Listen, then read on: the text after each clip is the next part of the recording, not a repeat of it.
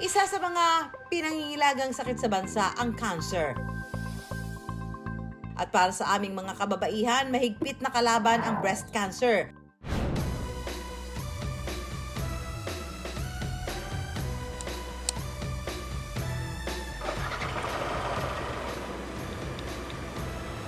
At isa na nga sa mga naging biktima ng sakit na ito, ang rider at breast cancer survivor na si Louie. Na-diagnose si Louie ng stage 2 breast cancer noong 2016. After nung natumba ako sa motor, nadanggil sa simento ang aking dete. Nang dali na ako sa ospital, tiningnan ako ng doktor, in-examine ako at sinabi nga na meron na akong breast mass na kasing laki na ng Fuji apple. Meron na akong stage 2 breast cancer. Pangamba at takot ang bumalot kay Louie nung una niyang malaman ang masamang balita. Dahil para sa kanya, kaakibat ng salitang cancer, kamatayan. Minsan na rin niyang kinwestiyon sa Panginoon kung bakit ito nangyayari sa kanya. Ba't ganun? Eh kung may polio na nga ako, tapos nagka-cancer pa ako, ano na itsura ko nun?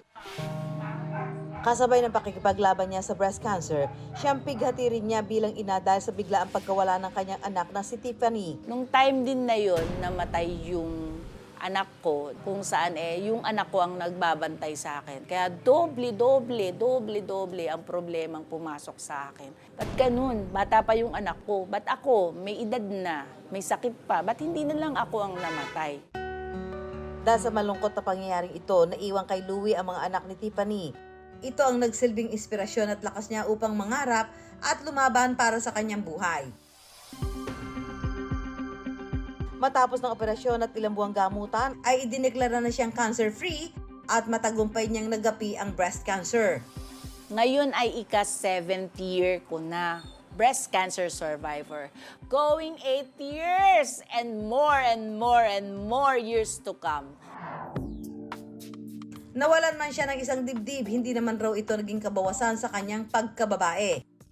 Bagkus, mas pinalakas pa nito ang kanyang loob na kaya niyang malagpasan ang anumang problema o dagok na kanyang haharapin sa susunod pang mga taon.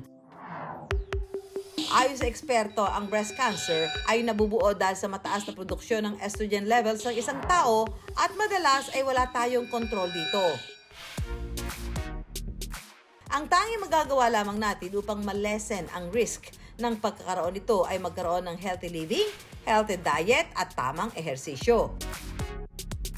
Katulad lang rin ng iba pang parte ng ating katawan, ang ating dibdib, kailangan ring alagaan at pagtuunan ng pansin.